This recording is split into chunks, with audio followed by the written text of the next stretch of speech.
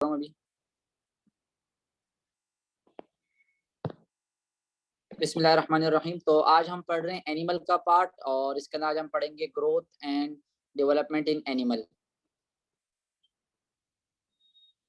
आज हम पढ़ेंगे माजरत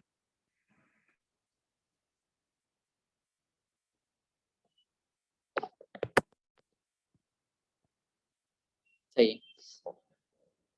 आज हम पढ़ने वाले growth and development in animal. सही है, ये हमारा आज का टॉपिक है। और इसमें आज हम पढ़ेंगे प्रोसेस ऑफ डेवलपमेंट की, डेवलपमेंट की प्रोसेस किस तरह से होता है। तो इसका एक शॉर्ट क्वेश्चन जरूर आ सकता है। सही है ना, याद रखना, इसका एक शॉर्ट क्वेश्चन जरूर आ सकता है। अगर शॉर्ट क्वेश्चन नहीं भी आता है इसमें, तो इसमें ये आपसे जो है एमसीक्यूज में पूछा जा सकता है कि अगर ये ऐसा हो रहा है कौन सी वीडियो चले मैं उसके बाद में आपको मैसेज का जवाब दे देता हूँ। मैं आप लोगों को लास्ट में क्वेश्चन का रिप्लाई कर देता हूँ, आप मुझसे सवाल कीजिएगा, सवाल कर लीजिएगा। सही है ना, फिर मैं लास्ट में बता दूंगा आप सबको। चलें, तो आज हम पढ़ रहे हैं प्रोसेस ऑफ डेवलपमेंट। देखें, आपको पता है कि हमारी बॉडी के अंदर, ह्यूमंस के अंदर, मेमल्स के अंदर एक फीमेल की बॉडी के अंदर होता है एग। सही है, और इसी तरह मेल की बॉडी के अंदर होता है स्पर्म। सही है। अब मैं ये हमारे यहाँ से डेवलपमेंट स्टार्ट होती है। सही है ना, जब गैमेट फॉर्मेशन होती है तो यहाँ से डेवलपमेंट स्टार्ट हो जाती है। ये भी एन नंबर का, ये भी एन नंबर का। एन नंबर का मतलब है कि इसमें भी 23 क्रोमोसोम्स है और इसके अंदर भी 23 क्रोमोसोम है। तो यहाँ से डेवलपमेंट स्टार्ट हो जाती है बॉडी के अंदर। सही है ना, ह्यूमंस के अंदर, मेमल्स के अंदर एग बनता है फीमेल बॉडी के अंदर, स्पर्म बनता है मेल बॉडी के अंदर, फिर स्पर्म जाता है फीमेल बॉडी के अंदर, दोनों आपस में फ्यूज हो जाते हैं। जो स्पर्म होता है वो एग के अंदर चला जाता है और ये एक बॉडी बनाते हैं जिसको हम क्या कहते हैं, जाइगोट कहते हैं। क्या कहते हैं, जाइगोट। और ये एन नंबर यहाँ से आया और एन नंबर यहाँ से आया, तो ये हो जाता है 2n नंबर। 2n नंबर का मतलब है 46 नंबर। सही, तो जाइगोट बन गए यहाँ पर। तो अब यहाँ पर देखें, इसमें कुछ क्वेश्चंस है, उन क्वेश्चंस का हम बाद में आंसर करेंगे इसके बाद वाले टॉपिक के अंदर। लेकिन यहाँ पर आप देखें तो यहाँ पर ये टॉपिक वाइज यहाँ पर लिखा हुआ है, बड़ी जबरदस्त तरीके से उन्होंने हेडिंग डाल के लिखा हुआ है। नंबर 1 है गैमेट फॉर्मेशन। सही है ना, तो ओवा और स्पर्म बनते हैं। सही है ना, फीमेल और मेल रिप्रोडक्टिव ऑर्गन के अंदर ये जो ओवम का बनना है, ये जो स्पर्म का बनना है, दिस इज गैमेट फॉर्मेशन। सही है ना, this is gamete formation. Chapter number 4 के अंदर हम पढ़ेंगे गैमेटोजेनेसिस। उसमें स्पर्म के बनने को हम कहते हैं स्पर्मेटोजेनेसिस और ओवम के बनने को हम कहते हैं oogenesis। सही है, तो हम चैप्टर नंबर 4 के अंदर उसको आके डिस्कस करेंगे कि किस तरह ये बनते हैं। फिर हमारे पास आता है सेकेंड पार्ट जिसका नाम है फर्टिलाइजेशन। अब आपके पास ओवम और स्पर्म बन गया, अब इन दोनों को फर्टिलाइज करवाना है। अब फर्टिलाइजेशन हमारे पास दो टाइप्स की होती है, एक कहलाता है एक्सटर्नल, एक कहलाता है एक्सटर्नल फर्टिलाइजेशन, और एक होती है इंटरनल फर्टिलाइजेशन। जीनत, जहरा बेटा, आपकी जो जैसे ये स्क्रीन के ऊपर ही लाइनें आ रही है, इसको जरा मिटा दे प्लीज, ऐसा नहीं करें।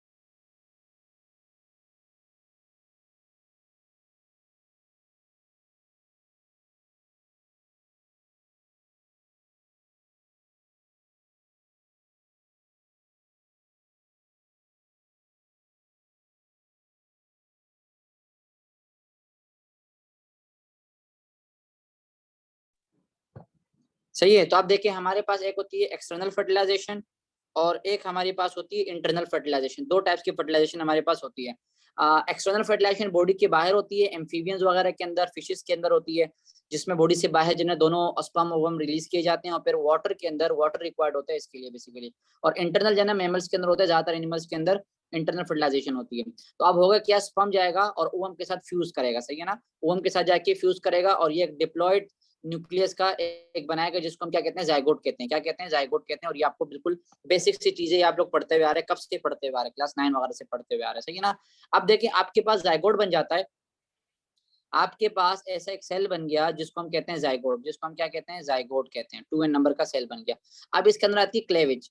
क्लेवेज का मतलब क्या होता है, कट। सही ना, देखिए आपके पास आ गया, अब ये डिवाइड होना स्टार्ट हो जाएगा। ये एक ही सेल है जिसके अंदर 2n नंबर की न्यूक्लियस मौजूद है। अब ये इसमें इस तरह से ये सेल डिवाइड होगा दो पोर्शन में। ये सेल डिवाइड होगा इस तरह से दो पोर्शन में। देखें, इसमें आ जाएगा इस तरह से कट, दिस इज क्लेवेज, ये क्लेवेज आ गया। अब दो सेल बन गए, दिस इज नंबर 1 सेल और दिस इज नंबर 2 सेल।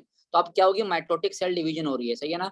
अलग अलग ये ओवम होते हैं ना जो आपके पास साइटोप्लाज्म है, ये अलग अलग पोर्शन है ना आ जाएगा। देखिए अब एक 2 सेल बन गए, फिर मजीद इस तरह से क्लेवेज होगी, तो अब कितने सेल बन गए, 1 2 3 4। तो इस तरह अब मजीद आगे जाएंगे तो मजीद डिवीजन होगी। तो इस तरह क्या होगा, एक सेल से बहुत सारे सेल बनेंगे, मल्टीपल सेल्स बनेंगे, तो ये कहलाता है क्लेवेज, सही है। अब हमारे पास आता है गेस्टुलेशन। गेस्टुलेशन का जो टॉप गेस्टुलेशन जो आपके पास है, इसमें बेसिकली लेयर्स बनती है, सही है ना। इसमें क्या बनती है, लेयर्स बनती है हमारे पास। यहाँ लिखा हुआ देखिए 3 प्राइमरी टिश्यूज और जर्म लेयर जिसको हम कहते हैं 2 और 3, सही है ना। इसमें एंडोडर्म, एक्टोडर्म और मेसोडर्म 3 लेयर्स कहलाती है। एक्टो,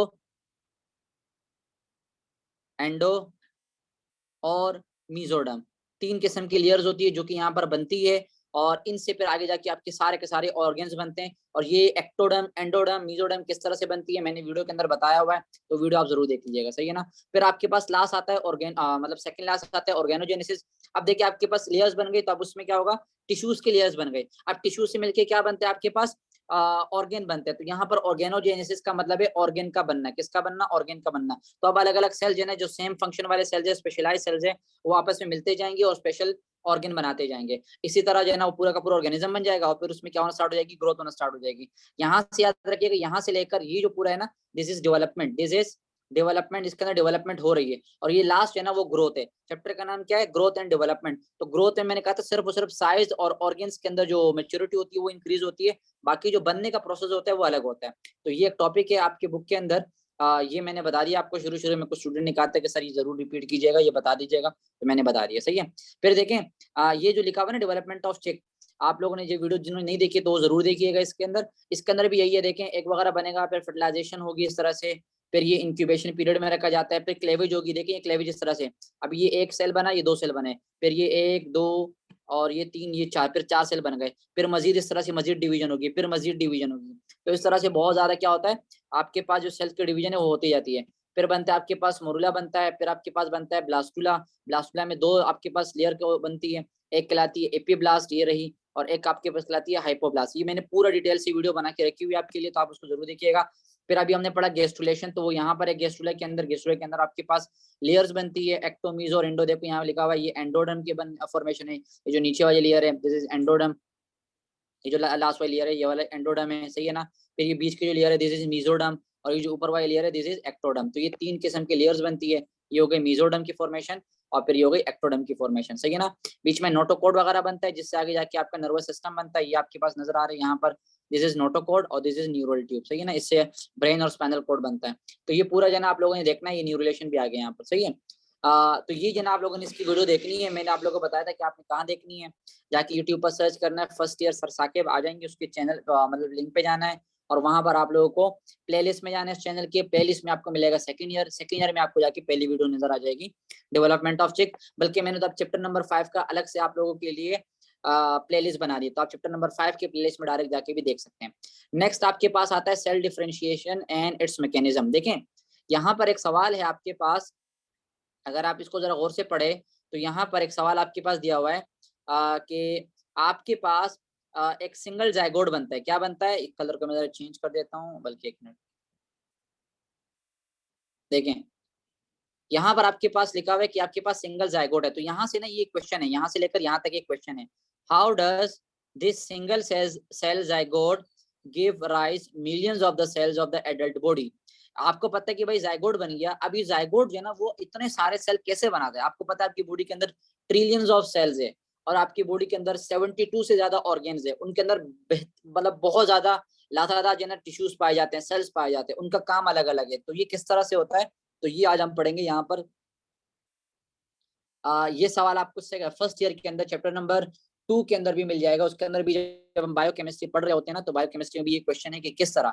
तो यहाँ पर आता है सेल डिफरेंशिएशन, सेल का डिफरेंशिएट होना। सेल अब आपको पता है अलग अलग सेल बनेंगे तो किस तरह बनता है, और फिर उसका मैकेनिज्म क्या है। तो याद रखिएगा ये जो क्वेश्चन है ना, ये जरूर पेपर में पूछा जाता है। यहाँ जो ये जो क्वेश्चन हैं इनसे पेपर में पूछे जाते हैं, इनका जो जोलॉजी का पोर्शन है शॉर्ट वाला, इसमें पूछे जाते हैं। अब तो आप यहाँ पर लिख दिया भाई, शॉर्ट क्वेश्चन आ सकता है सेल डिफरेंशिएशन का, सही है ना, कि सेल किस तरह डिफरेंशिएट होते हैं। तो अगर आपको मैं दिखा सकूं, देखें, फिर ये मैकेनिज्म भी आ गया यहाँ से, ये मैकेनिज्म ऑफ डिफरेंशिएशन, इसका भी एक अलग सवाल बन सकता है यहाँ तक। तो ये मैकेनिज्म अलग है और मतलब एक ही टॉपिक मैंने बताया हुआ है, और आपके पास ये जो है सेल डिफरेंशिएशन ये अलग टॉपिक है। सही है। अब हम बात करते हैं कि भाई सेल डिफरेंशिएशन होती किस तरह से। सवाल तो मैंने आपको बता दिया कि भाई सवाल क्या था हमारे पास। सवाल ये था कि आपके पास जाइगोट बन गया, ये आपके पास जाइगोट बन गया। क्या बन गया? जाइगोट, एग्जाम्पल के तौर पर। तो अभी जाइगोट से इतना सारा जो है ये देखिए पूरे एनिमल है, फ्रॉग है, तो ये किस तरह से बनता है, कैसे ये बन पाता है, और इतने बहुत ज्यादा सेल कैसे बन पाते हैं, इनके अंदर कैसी मतलब क्या चीज ऐसी मौजूद है जिसकी वजह से इतने सारे सेल जो है आपके पास बन पाते हैं। तो इसका आंसर आज हम ढूंढने की कोशिश करेंगे यहाँ पर। वैसे तो आप लोगों ने पढ़ा होगा फर्स्ट ईयर के अंदर भी, जो उन्होंने पढ़ा होगा उन्होंने जरूर बताया होगा आपको चैप्टर नंबर 2 के अंदर। सही है।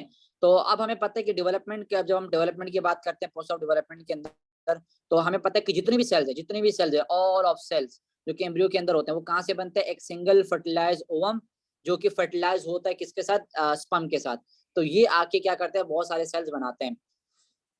और जितने भी सेल्स है, अगर आप किसी भी सेल को उठा के देख लें बॉडी के अंदर, अगर ट्रिलियंस ऑफ सेल्स है, आप ट्रिलियंस ऑफ सेल को उठा के देख लें, सब के अंदर आप जीन्स को पढ़ेंगे तो जीन्स भी सेम पाए जाएंगे। कल मैंने आपको बताया था चैप्टर नंबर 9 के अंदर हमारे पास मौजूद है, चैप्टर नंबर 9 के अंदर हमारे पास मौजूद है कि हमारी बॉडी के अंदर 35,000 जीन्स पाए जाते हैं। कितने पाए जाते हैं? 35,000 जीन्स पाए जाते हैं। सही है ना। अब ये हर सेल के अंदर ही पाए जाते हैं, हर सेल के अंदर पाए जाते हैं। सही है जीन्स। तो सवाल वही है हमारे पास कि इतने सारे सेल्स बनते हैं किस तरह से। तो यहाँ पर ये सेल डिफरेंशिएशन की यहाँ पर जो डेफिनेशन लिखी हुई आप यहाँ पर लिख सकते हैं। देखें, from the process of gastrulation, जब गेस्टुलेशन होता है, जब गेस्टुला बनता है, अभी हमने बताया 3 लेयर्स जो बनती है गेस्टुलेशन में, क्या होता है? 3 लेयर्स बनती है। And onward some of the genes are activated and others are switch off, some even forever. The process of selection of activation of some genes by a cell which are not activated by other cells of the embryo is called cell differentiation. बहुत ही आसान topic है, बहुत ही आसान concept है। होता क्या है basically आपके पास, देखें इसको मैं यहाँ पर लाने की कोशिश करता हूँ आप लोग के पास। यहाँ देखें, आप यहाँ पर देखना। हमने कहा कि भाई हमारे पास एक सेल बन गया, ये है जाइगोट बन गया। क्या बन गया? जाइगोट बन गया यहाँ पर। अब इस जाइगोट के अंदर आप समझ ले कि भाई बहुत सारे जीन्स मौजूद है। मैंने यहाँ साइड ये देखे, मैं यहाँ पर क्रोमोजोम बनाता हूँ ना, ये क्रोमोजोम बहुत सारे इस तरह 46 क्रोमोजोम है, और हर एक के ऊपर यहाँ पर मौजूद है क्या? जीन मौजूद है। इसके ऊपर यहाँ जीन मौजूद है, इसके ऊपर यहाँ जीन मौजूद है, इसी तरह यहाँ भी मौजूद है, यहाँ भी मौजूद है। इस तरह से बहुत सारे जीन्स मौजूद है, हर एक के ऊपर बहुत सारे जीन्स मौजूद है। अब होता क्या है बेसिकली, जब सेल डिवाइड होता है ना, देखिए अब जाइगोट से समझ लो कि 10 सेल, 5 सेल बन गए। कितने सेल बन गए? 5। ये मैंने उस 5 सेल में से एक उठा के बल्कि 5 बना देते, ये हमने बना लिए 5 सेल। 5 सेल बन गए। जाइगोट से कितने सेल बन गए? 5 सेल बन गए। अब देखें सब के अंदर ये 46 की 46 क्रोमोसोम तो जाएंगी जाएंगी, क्योंकि हमें पता है माइटोसिस होती है। माइटोसिस में नंबर ऑफ क्रोमोसोम क्या रहते हैं? सेम रहते हैं। इसके अंदर नंबर ऑफ क्रोमोसोम कितने? 46। इन सब के अंदर भी नंबर ऑफ क्रोमोसोम कितने होंगे? 46 ही होंगे। तो जाइगोट के अंदर जितने क्रोमोसोम है वो इन सब सेल के अंदर जाएंगे। ये बात तो बिल्कुल कंफर्म है ना कि भाई जाइगोट के अंदर जितने न्यूक्लियस होते हैं, सॉरी जितने आपके पास क्रोमोसोम्स होते हैं वो सब के अंदर जाएंगे। माइटोसिस का प्रोसेस यही कहते हैं हमें। लेकिन होता क्या है, जब आपके पास ये एक मैं अलग कलर से बना लेता हूँ यहाँ पर, ये आपके पास यहाँ पर 46 क्रोमोसोम आ गए, यहाँ भी 46 क्रोमोसोम आ गए, यहाँ भी 46 क्रोमोसोम आ गए, यहाँ भी आ गए, यहाँ भी आ गए। सही है ना। अब होगा होगा क्या कि यहाँ पर जो जीन्स होते हैं ना, जीन्स मैंने कहा 35,000 जीन्स है। कितनी जीन्स है? 35,000 जीन्स है आपकी बॉडी के अंदर, 35,000 के करीब अप्रोक्सिम। तो उसमें हो सकता है कि यहाँ पर आके 100 जीन जो है ना वो एक्टिवेट हो जाए और बाकी सब क्या हो जाए? डीएक्टिवेट हो जाए। उन 100, अब हो सकता है यहाँ पर आके 200 जीन एक्टिवेट हो जाए, बाकी सब क्या हो जाए? डीएक्टिवेट हो जाए। यहाँ पर आके 50 जीन एक्टिवेट हो जाए, बाकी सब क्या हो जाएंगे? 35,000 में से सिर्फ 50 जीन एक्टिवेट होंगे, बाकी सब क्या हो जाएंगे? डीएक्टिवेट। यहाँ पर 70 जीन एक्टिवेट हो गए, बाकी सब क्या होगा? डीएक्टिवेट। यहाँ पर आके 1000 जीन्स एक्टिवेट हो गए, बाकी सारे के सारे क्या हो गए? डीएक्टिवेट हो गए। सही है ना। ये सारे के सारे क्या हो गए? डीएक्टिवेट हो गए यहाँ पर। सही है। तो ये हमारे पास है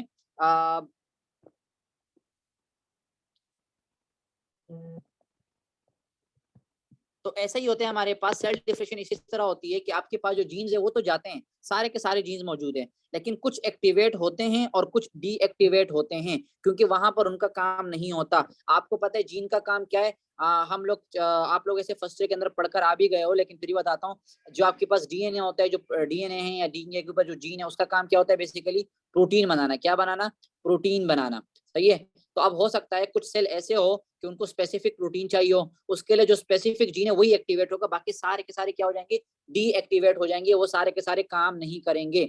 एक बात फिर बता रहा हूँ कि वो वहां पर मौजूद होंगे, मौजूद तो अभी भी होंगे, लेकिन वो काम नहीं करेंगे। तो इस तरह क्या होता है, हमारे पास सैकड़ों किस्म के सेल बनते हैं, हजारों किस्म के सेल बनते हैं, लाखों किस्म के सेल बनते हैं, और हर एक के अंदर कुछ जीन्स एक्टिवेट होते हैं, कुछ जीन्स एक्टिवेट नहीं होते। अब हमारे पास फॉर एग्जांपल हार्ट के सेल्स हैं, उनका काम है कॉन्ट्रैक्शन और रिलैक्सेशन करवाना। अब उनके अंदर जितनी सेल्स आएंगे उनके अंदर वही जीन्स एक्टिवेट होंगी जो कि वो सेल वो कॉन्ट्रैक्शन और रिलैक्सेशन करवाते हैं, बाकी सेल एक्टिवेट नहीं होंगे। इसी तरह आप ले लो कोई और एग्जांपल कि हमारी बॉडी के अंदर जैसे कि लंग्स है, लंग्स के सेल का काम क्या है, मतलब एक्सहेलेशन और इनहेलेशन करवाना।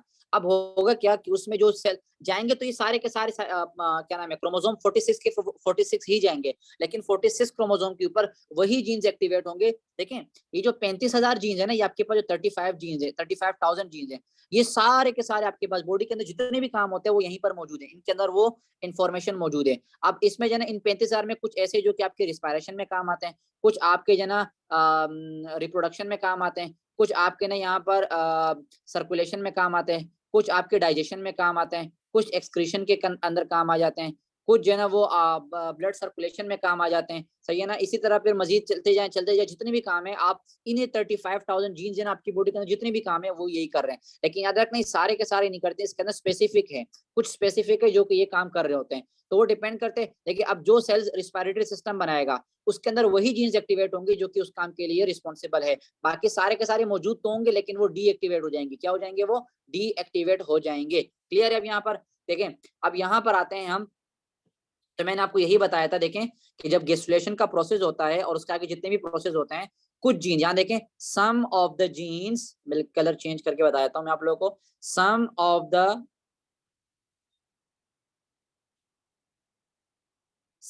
द जीन्स आर एक्टिवेटेड, कुछ जीन्स एक्टिवेट हो जाएंगे, and others are switched off, और बाकी क्या हो जाएंगे? स्विच ऑफ कर देंगे।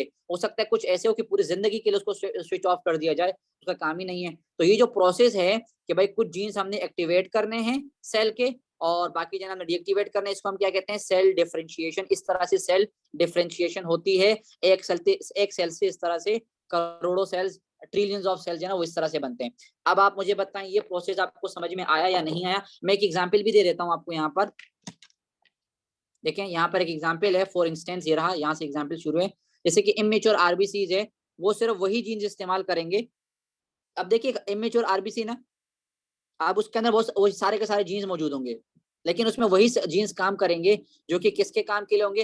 हेमोग्लोबिन सिंथेसिस करेंगे, बाकी काम नहीं करेंगे। इसी तरह आप एग्जांपल ले लो डब्ल्यूबीसीज की। अब डब्ल्यूबीसीज भी सेल्स है ना, इसके अंदर वही जीन्स काम करेंगे जो कि काम किसके लिए काम आते हैं? इम्यून सिस्टम के लिए काम आते हैं। किसके लिए काम आते हैं? इम्यून सिस्टम के लिए काम आते हैं। इसी तरह पेनक्रियाज के सेल ले लो, पेनक्रियाज में आपको पता है आइलेट्स ऑफ लैंगरहैंस होता है। अब आइलेट्स ऑफ लैंगरहैंस क्या करता है? बीटा सेल्स होते हैं उसमें, अल्फा सेल्स होते हैं जो कि आपके पास इन ग्लूकागोन और इंसुलिन प्रोड्यूस करेंगे। तो इसके अंदर वही जीन्स एक्टिवेट होंगे जो कि ग्लूकागोन प्रोड्यूस करेंगे, और ये बीटा सेल में वही जीन्स एक्टिवेट होंगे जो कि किसके काम आएंगे? जो कि आपके पास इंसुलिन बनाएंगे। इसी तरह आप आगे चले जाओ, एड्रिनल ग्लैंड के अंदर हमने पढ़ा था कि भाई एड्रिनल कॉर्टेक्स होता है। एड्रिनल ग्लैंड के अंदर हमने पढ़ा था कि आपके पास कॉर्टेक्स भी होता है और मेडुला भी होता है। अब मेडुला के कुछ आपके पास कुछ और हार्मोन थे, कॉर्टेक्स से कुछ और हार्मोन थे, तो यहाँ पर वही सेल्स काम करेंगे, वही जीन्स काम करेंगे जो कि फ्लाइट फाइट वाले जो हार्मोन है जिसको हम इमरजेंसी हार्मोन कहते हैं वही बना सके, और इसके अंदर वही काम करेंगे जो कि कोर्टिसोल बना सके,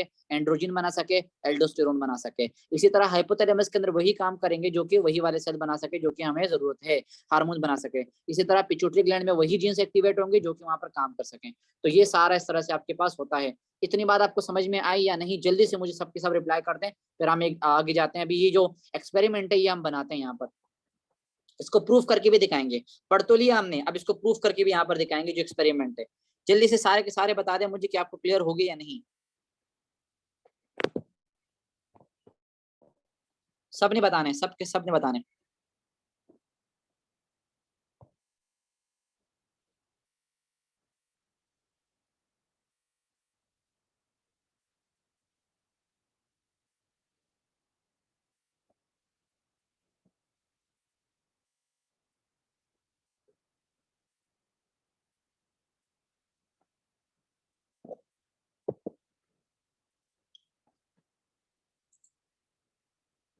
बारह स्टूडेंट देख रहे हो, उसमें सब 3 स्टूडेंट को क्लियर है। अरीबा को क्लियर है, जमील को क्लियर है, उंजुला को क्लियर है और आयशा को क्लियर है।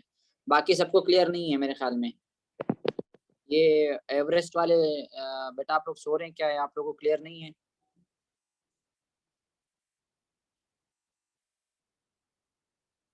नहीं नहीं नहीं नहीं, ऐसे कोई भी डायग्राम नहीं आएगी यहाँ पर, आप इसकी टेंशन नहीं लें। नहीं नहीं,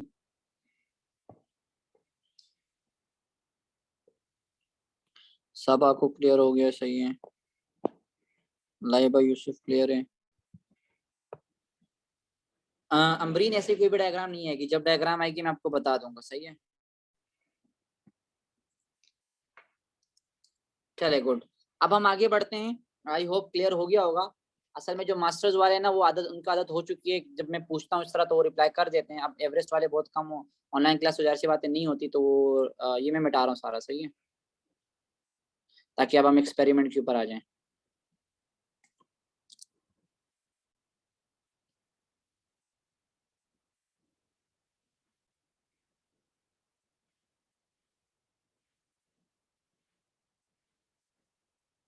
अब ये एक्सपेरिमेंट बहुत आसान है, उन्होंने ये प्रूफ करना है कि भाई जितने भी जीन्स है वो एक्टिवेट है यहाँ पर, जितने भी जीन्स है वो यहाँ पर एक्टिवेट है। अब इसके लिए उन्होंने क्या किया, जल्दी से मैं बता रहा हूँ, एक्सपेरिमेंट सब 7 मिनट रह गए हमारे पास, फिर हम दोबारा क्लास शुरू करवाएंगे। देखें इन्होंने क्या किया, यहाँ पर लिया एक अनफर्टिलाइज एग। अनफर्टिलाइज एग का मतलब है कि फीमेल बॉडी में से उन्होंने जना एग ले लिया, उसका जो गैमेट था वो ले लिया, और अभी तक इसको फर्टिलाइज नहीं करवाया, सही है नहीं, इसके अंदर न्यूक्लियस पड़ा हुआ है। उन्होंने न्यूक्लियस को क्या कर दिया, डिस्ट्रॉय कर दिया। क्या कर दिया, रेडिएशन के जरिए न्यूक्लियस को डिस्ट्रॉय कर दिया। अब आपके पास यहाँ पर क्या बचा है, सिर्फ और सिर्फ साइटोप्लाज्म बचा है, सिर्फ और सिर्फ साइटोप्लाज्म बचा है। जैसे मैंने क्लोनिंग का बताया था ना, क्लोनिंग का बिल्कुल वैसा ही होगा। अब देखें, सिर्फ और सिर्फ साइटोप्लाज्म बचा है। अब इन्होंने लिया इंटेस्टिनल सेल ले लिया, एक इंटेस्टिनल सेल ले लिया यहाँ से। देखें यहाँ पर इस टेटपोल का, किसी भी टेटपोल का एक इंटेस्टिनल सेल उठा के दे दिया। अब इसके अंदर हमें पता है कि भाई ये एक आम सेल है, सोमेटिक सेल है, तो इनके अंदर नंबर ऑफ क्रोमोसोम कितने होंगे, 2n नंबर होंगे। कितने नंबर के होंगे, 2n नंबर के, यानी कि इसके ऊपर, इसके अंदर कंप्लीट 46 क्रोमोसोम यहाँ पर मौजूद है। इन्होंने यहाँ से न्यूक्लियस उठाया इसको, और इस न्यूक्लियस को उन्होंने क्या कर दिया, ये न्यूक्लियस लेके उस एग के अंदर इसको डाल लिया, प्रोसेस के जरिए डाल लिया। अब यहाँ पर देखें, ये जो आपके पास है, अब ये यहाँ पर डिवीजन होना स्टार्ट हो जाएगी। डिवीजन होते होते इस तरह से पूरा का पूरा क्लेवेज हो गया, ये पूरा का पूरा सेल्स बहुत सारे बन गए। और फिर उसने देखा, कौन किसने देखा, ये आपके पास यहाँ लिखा हुआ है, जॉन गर्डन ने ये एक्सपेरिमेंट किया था। अब इसने क्या देखा कि इससे जो हमने बनाया था यहाँ पर, जो बनाया है, इससे पूरा का पूरा एक टेटपोल बना, और वो टेटपोल आगे चल के पूरा का पूरा नॉर्मल फ्रॉग बन गया। तो अब सवाल ये है कि किस तरह से बना, सही है ना। तो मैंने वही बताया आपको कि सारे के सारे जीन्स मौजूद होते हैं। अच्छा, एक और बात याद रखिएगा, जो इंटेस्टिनल सेल्स होते हैं ना, इनको हम कहते हैं, जब मैंने आप लोगों को क्लोनिंग पढ़ाया था, ये कहलाते हैं टोटीपोटेंट सेल्स। क्या कहलाते हैं, टोटी पोटेंट सेल कहलाते हैं। अब टोटल पोटेंशियल का मतलब क्या होता है, जिसके अंदर टोटल पोटेंशियल होता है, इसके अंदर सारे के सारे जीन्स क्या होते हैं, एक्टिवेटेड होते हैं, वो आके ये काम कर सकते हैं। अगर आप किसी और उठा के यहाँ पर लगाओगे तो वो काम नहीं करेगा। एक और बात याद रखिएगा कि यहाँ पर जो ये एग का साइटोप्लाज्म है ना, इसका बड़ा रोल है। यहाँ पर देखिए, आपको पता है अनफर्टिलाइज एग है, अनफर्टिलाइज एग का साइटोप्लाज्म लेना जरूरी है। क्यों, क्योंकि इस अनफर्टिलाइज एग के साइटोप्लाज्म के अंदर कुछ फैक्टर्स होते हैं। क्या होते हैं, कुछ चीजें होती है, कुछ प्रोटीन्स होते हैं यहाँ पर, कुछ प्रोटीन्स होते हैं, कुछ फैक्टर्स होते हैं, जो कि ये जो 35,000 जीन्स इस सेल के अंदर मौजूद है ना, इस न्यूक्लियस के अंदर जो 35,000 जो जीन्स मौजूद है, उसको एक्टिवेट करवाने के लिए कोई ना कुछ चीज चाहिए, और वो इसी एग के साइटोप्लाज्म के अंदर ही मौजूद है, बाकी किसी के अंदर मौजूद नहीं है। तो अगर आप ये वाला साइटोप्लाज्म लोगे, तभी ये 35,000 जीन्स एक्टिवेट होंगे। जब वो एक्टिवेट होंगे तो पूरा का पूरा जो आपके पास टेटपोल है वो बनेगा, और आपके पास नॉर्मल फ्लॉक बन जाएगा। तो इससे हमें ये पता चला कि 35,000 जीन्स तो मौजूद होते हैं, लेकिन उसको एक्टिवेट करवाने के लिए आपको एग का साइटोप्लाज्म भी चाहिए होता है, वरना उसके बगैर काम नहीं होगा। तो ये हो गया आपके पास एक्सपेरिमेंट। इसका थोड़ा सा हम ये पढ़ लेते हैं कि ये मैकेनिज्म कैसे होता है। तो मैंने आपको अभी बताया, ये वही चीज यहाँ पर लिखा हुआ है, वही चीज लिखी हुई यहाँ पर कि जो आपके पास साइटोप्लाज्मिक केमिकल कंपोजिशन है ना किसकी, देखो ये बहुत आसान प्रोसेस है, जो अभी मैंने ऊपर बताया था ना वही है। आपने एक एग है ना, एग, उसका आपने क्या लिया, साइटोप्लाज्म लिया था। क्या लिया था, साइटोप्लाज्म लिया था, उसमें से न्यूक्लियस आपने डिस्ट्रॉय कर दिया था। तो ये हमारे पास एग है, और इसके न्यूक्लियस हमने डिस्ट्रॉय कर दिया। अब इस साइटोप्लाज्म के अंदर ना कुछ जीन्स होते हैं, कुछ फैक्टर्स होते हैं। अगर आप यहाँ पर देखें तो ये बने हुए हैं, इसको क्या लिखा हुआ है, जीन रेगुलेटिंग सब्सटेंस। क्या लिखा हुआ है, जीन रेगुलेटिंग सब्सटेंस। इन्होंने जब इसके अंदर ये न्यूक्लियस डाला, तो इस न्यूक्लियस के अंदर 35,000 जीन्स तो मौजूद है, लेकिन उसको एक्टिवेट करवाने के लिए जो फैक्टर है, जो जीन रेगुलेटिंग सब्सटेंस है, वो किसके पास मौजूद है, इसी साइटोप्लाज्म के ऊपर मौजूद है। तो ये साइटोप्लाज्म आएगा, इस 35,000 जीन को एक्टिवेट करवाएगा। ये देखें ये फिर बीच में क्लेवेज बना, फिर ये इस तरह से क्लेवेज बना, अलग अलग पोर्शन बन गए ये, और अभी जाके आगे का पूरा क्या बनाएंगे, एक ऑर्गेनिज्म बनाएंगे, एक टेडपोल बनाएंगे, और टेडपोल से आगे जाके पूरा का पूरा ऑर्गेनिज्म बनेगा। सही है ना। तो ये अनफर्टिलाइज, अब अभी क्या आपने क्या सीखा इसके अंदर कि अनफर्टिलाइज ओवम का साइटोप्लाज्म का होना जरूरी है, और ऐसा सेल होना जरूरी है जिसके न्यूक्लियस के अंदर सारे के सारे सेल्स क्या हो, सारे के सारे जीन्स क्या हो, मौजूद हो, सारे के सारे जीन्स मौजूद हो, ऐसा सेल का होना जरूरी है। और अनफर्टिलाइज ओवम का साइटोप्लाज्म होना जरूरी है। क्यों? क्योंकि उसके अंदर कुछ ना कुछ जीन रेगुलेटिंग सब्सटेंस होते हैं। सही है ना। तो ये दोनों चीजें जरूरी होती है, यही होता है इसका मैकेनिज्म। अभी जाके इसको एक्टिवेट करवाएगा, देखें ये जाके आगे क्या करेगा, डिफरेंशिएशन करवाएगा इसकी, फिर आगे क्लेवेज होगा। जो ओवम है उसका साइटोप्लाज्म अलग अलग कंपार्टमेंट में टूट जाएगा। इस तरह भी हमने पढ़ा ना, 4 कंपार्टमेंट में, 1 2 3 4, इस तरह से अलग अलग कंपार्टमेंट में टूट जाएगा। और उसके अंदर क्या होगा, हर एक के अंदर नेसेसरी जो डिटर्मिनेंट्स है ना, नेसेसरी जो कंपोनेंट्स है जिसकी हम बात कर रहे हैं, जैसे कि mRNA है, प्रोटीन है, या कुछ और मॉलिक्यूल्स है, वो हर एक के अंदर मौजूद होंगे। यहाँ भी होंगे, यहाँ पर भी होंगे, यहाँ पर भी होंगे, यहाँ पर भी होंगे। तो इस तरह आगे जाके पूरा का पूरा टिश्यू बनेगा, टिश्यू से आगे जाके ना पूरा का पूरा ऑर्गेनिज्म बन जाएगा। क्लियर है। तो ये यहाँ पर टॉपिक हो गया आपका पहला वाला क्लियर। मैंने बहुत डिटेल से पढ़ाया आपको cell differentiation and its mechanism. I hope so कि आपको ये क्लियर हो गया होगा। सही है।